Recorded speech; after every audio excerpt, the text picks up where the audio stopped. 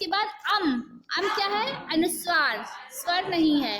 और आहा विसर्ग, अनुस्वार अम, विसर्ग आहा। और इसको बोलते हैं मतलब ग वर्ग, है ना? ग वर्ग में क, ख, ग, ख और अंग, ये है ग वर्ग। च, छ, ज, छ, य। कौन सा वर्ग है? च वर्ग। च वर्ग। ट, ठ, ड, ढ, ण, ये है ट वर्ग। ये आपको वर्ग जानना जरूरी है संधि के लिए कि किस वर्ग को क्या है ना? पूरा जब व्यंजन संधि समझेंगे इसके पहले ही जानना बहुत जरूरी है। का वर्ग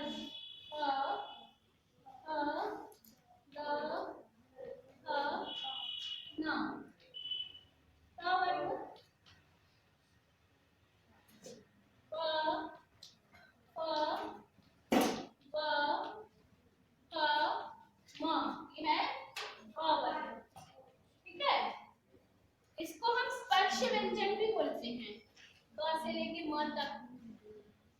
इसको स्पर्श व्यंजन, क्या है? स्पर्श व्यंजन। स्पर्श व्यंजन, ठीक है? नोट कर लीजिए इसको। Yes ma'am.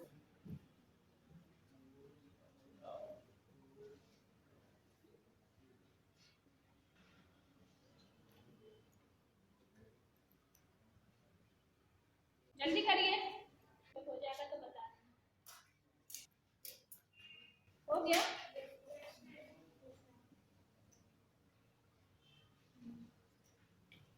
चलिए अब हम आगे। Yes ma'am. अब इसमें जो ये अंतिम है या, अंग, या, ण, न और म, इनको मालूम है क्या बोलते हैं?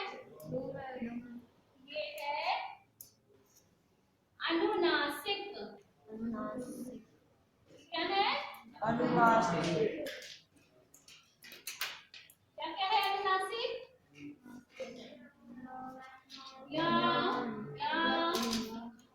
अंग, या, ण, न, म।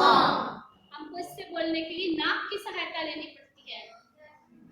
जब हम बोलते हैं तो हमारी नाक से, अगर नाक को बंद करके बोलेंगे तो हम इसका सही उच्चारण नहीं कर पाएंगे।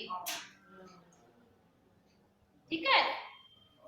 इसको प्रैक्टिकल घर में करके देखना। यस बोल के देखना, नहीं हो पाएगा। ठीक है? तो ये है अनुनासिक। वर्गों के पांचवें वर्ण, प्रत्येक वर्ग का जो पांचवा वर्ण है वो अनुनासिक कहलाता है।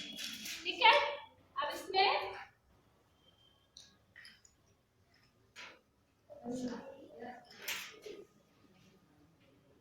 य, र, ल, व। क्या है ये? अंतस्थ। इसको बोलते हैं अंतस्थ। ठीक है?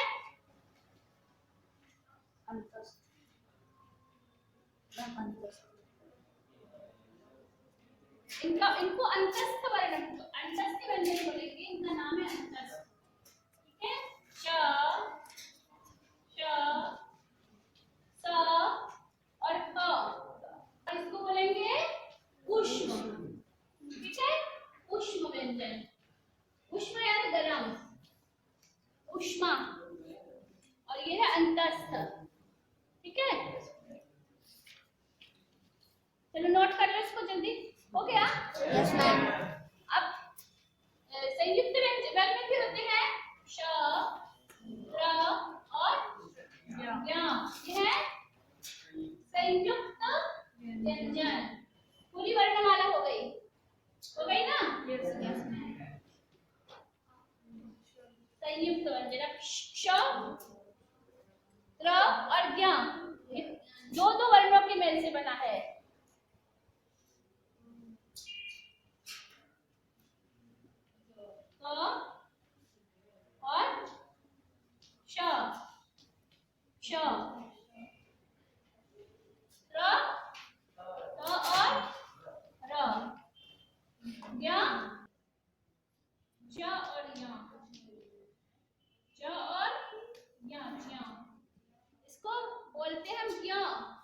है ये ज्या, इसको ज्या बोलना चाहिए। श श त्र त्र और ज्या, ज्ञानी ज्ञानी ज्ञानी बोल ना, वैसे ज्ञानी होना चाहिए। ज्या या ज्या श।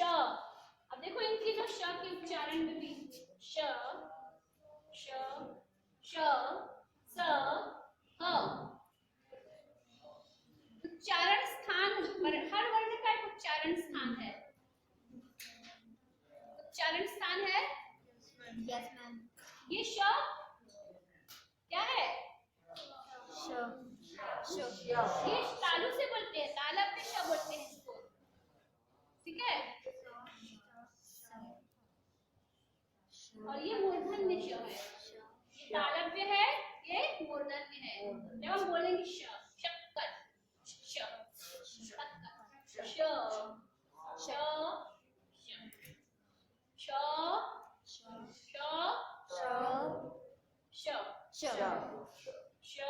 श षट्कोण शक्कर, दोनों के उच्चारण में अंतर है। समझ में आ रहा है ना? बोलते बोलते अभ्यास से आपको दोनों में अंतर समझ में आएगा।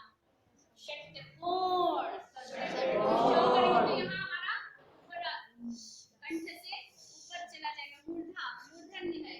जब शक्कर तो तालु से टच हो रही है जीभ, तालु से स्पर्श हो रहा है जीभ का। षट्कोण शक्कर श त्र ज्ञ श्र। सभी स्वर और व्यंजन इनका एक निश्चित उच्चारण स्थान होता है। कुछ गले से बोलते हैं, कंठ, तालु, नासिका, ठीक है, मूर्धा और दंत, और ओठ से भी बोलते हैं, ठीक है। अब हम इसमें आपको एक सूत्र है, इसका पूरा नियम है। आपको का विसर्ग, आपको पू समझाया था, पूचू टू टू पू क्या होता है? अ उ अ, उ मतलब अ, उ मतलब क वर्ण, अ विसर्ग, अप्पू का विसर्ग नहीं या नाम कंठ है, तो अप्पू का और विसर्ग ये कंठ, ठीक है। गले से अ क ख ग फ और विसर्ग। इसमें अभी हम पांचवा वाला अनुनासिक में कंठ और नासिका दोनों है। न है ना, क ख ग घ न। ई यहाँ स्वर ई, चू चू मतलब श श ज छ य, इचू य शा, यह है तालु, इचू यशानाम तालु। आपको विसर्जनीयानाम कंठ पूरा सूत्र है। इचू यशानाम तालु, ई ज वर्ग य और श इनको तालु से बोलते हैं। इसको बोल के देखोगे जब तो आपको समझ में आएगा इनमें अंतर। जी टू र श, ये है मूर्धा, ये कहाँ से बोलते हैं? मूर्धा से, ड ठ ड मूर्धा से बोल रहे हैं, ठीक है। री र श,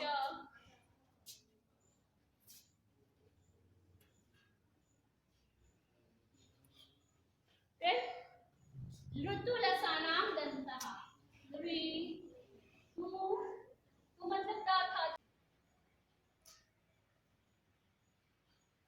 ल स और न, दंत, इनको दांत से बोलते हैं, ठीक है। फिर उपपद्मानियाना पू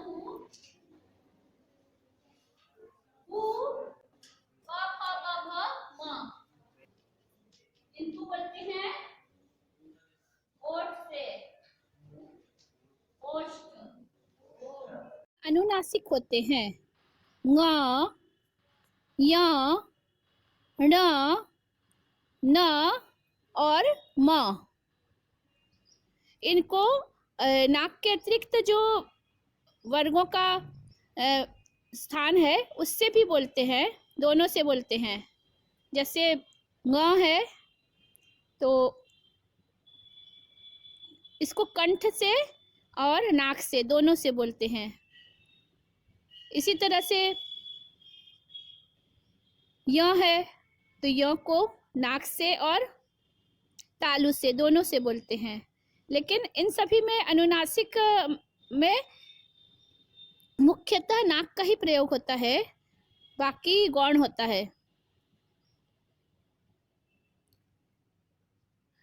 इसी तरह से ण है, ण को मूर्धा से भी बोलते हैं और नाक से भी बोलते हैं, दोनों से एक साथ बोलते हैं। लेकिन उसमें नाक से आवाज ज्यादा आती है, मूर्धा से बहुत हल्का सा स्पर्श होता है। इसी तरह से न है, न वर्ण को दांत से और नाक से भी बोलते हैं, नाक से ज्यादा बोलते हैं, दांत से बहुत कम। म को ओठ और नाक दोनों से बोलते हैं। इसमें नाक का प्रयोग ज्यादा किया जाता है, ओठ से बिल्कुल हल्की सी आवाज निकलती है। ठीक है, नाक किससे बोलेंगे? मूर्धा और नाक। ठीक है, न धातु से। ठीक है, ये इनके उच्चारण स्थान है वर्णों के। यहाँ से क्या हम बोलते हैं, किस जगह से क्या उच्चारण किया जाता है। और इसको अगर आप लोग को आता रहे तो आप कभी भी आपका उच्चारण, कोई भी प्रोनाउंसिएशन आपका गलत हो ही नहीं सकता। आप सही उच्चारण करेंगे, है ना। शक्कर को शक्कर और विद्यालय को विद्यालय नहीं बोलेंगे। य भी है, द और य भी, ये भी संयुक्त है ना। Yes ma'am. हाँ, श्रा भी, श और र हो गया। यस क्षत्रज्ञ श्र, क्षत्रज्ञ श्र। दांत और ओठ दोनों से बोलते हैं। दंतोष्ठ, व दंतोष्ठ, व दंतोष्ठ दोनों से बोलते हैं। मूल्य जीभ के अंदर से, यहाँ से बोलते हैं, अंदर जहां से जीभ हमारी टच गले में जुड़ी हुई है, जहां से जीभ का, जहां पे हमारे गले में पूरा वाक यंत्र आपको बोला था ना देखने के लिए, उसका फोटो भी मैं डाल दूंगी, ध्यान से देखिएगा। गले में जहां से जीभ जुड़ी हुई है, जिह्वा मूल बोलते हैं। ठीक है, तो इसको जिह्वा मूलीय वर्ण होते हैं। क, ख, क, ख। जब हम इसको क, ख इसको बोलेंगे तो इसमें ऊपर अनुस्वार लिखते समय रहेगा। क के ऊपर एक चंद्र बिंदु होता है और ख के ऊपर भी एक चंद्र बिंदु होता है। ठीक है, इसके बाद प, फ, देखो प, फ, ऐसे दो वर्ड जो हम उच्चारण करते हैं। सारे जितने भी हम मुंह से शब्द निकालते हैं, जो भी ध्वनि निकालते हैं, संस्कृत की वर्णमाला में सारे शब्द हैं जो भी हमारे मुंह से हम बोल सकते हैं।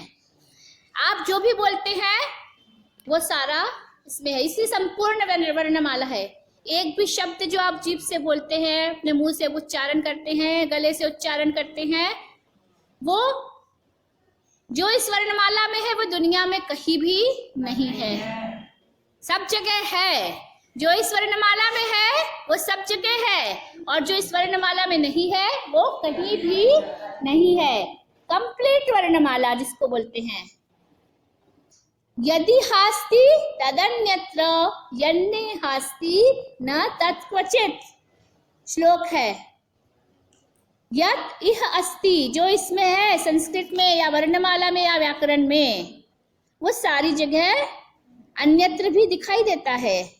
यद इह न अस्ति, जो यहाँ पे नहीं है वो कहीं हो ही नहीं सकता। कहीं भी नहीं है। ये संस्कृत भाषा के लिए भी है और व्याकरण के लिए भी है। ठीक है, कंप्लीट व्याकरण है, जो दुनिया का सबसे श्रेष्ठ व्याकरण है। कंप्यूटर के लिए सबसे अच्छी भाषा जो बताई गई सुपर कंप्यूटर के लिए, है ना। कंप्लीट हर शब्द जो हम बोलते हैं वो इसमें आपको वर्णमाला में मिलेगा। तो अब हम उपपदमानीया नाम ओष्ठौ, उपपदमानीय बोलते हैं। प फ, जब हम ओठ से बोलते हैं, ओठ को गोल घुमाओ और प की आवाज निकालो। प फ, प फ, इसको बोलते हैं उपपदमानीय। री और ड़, इन वर्णों का प्रयोग हिंदी भाषा में नहीं होता है। वैदिक संस्कृत में इन शब्दों का प्रयोग होता है और मराठी आदि भाषाओं में भी ये वर्ण प्रयुक्त किए जाते हैं।